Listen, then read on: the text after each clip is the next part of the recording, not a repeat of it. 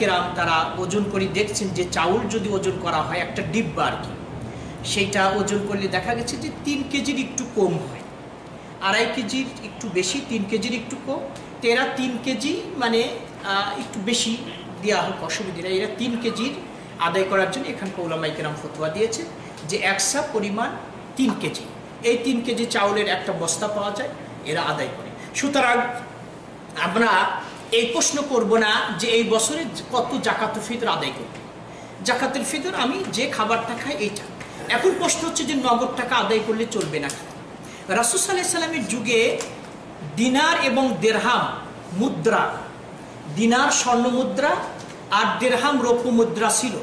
এত সত্ত্বেও তিনি মানে নগদ টাকা আদায় করেছেন বলে কোনো প্রমাণ নেই। এই জন্যই আবু সাইদ খুদ্রি বলতেছে আমরা রাসূলের যুগে এটা আমাদের খাদ্য যেটা খেতাম, গম, জব, জাবিব, তামার, খেজুর, এইটা আমরা একসা পরিমাণ আদায় করতাম।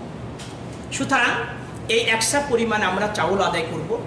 এখন নগদ টাকা আদায় করলে চলবে নাকি, নগদ টাকা আদায় করলে জাকাতুল ফিতর আদায় হবে না এইটা বলবো না, কিন্তু সে সহিহ হাদিসের উপর আমল করলো না। আমি চাউলই আদায় করে দেব, মিসকিন ফকির সেটা বিক্রি করুক খায়, সেটা তার ব্যাপার।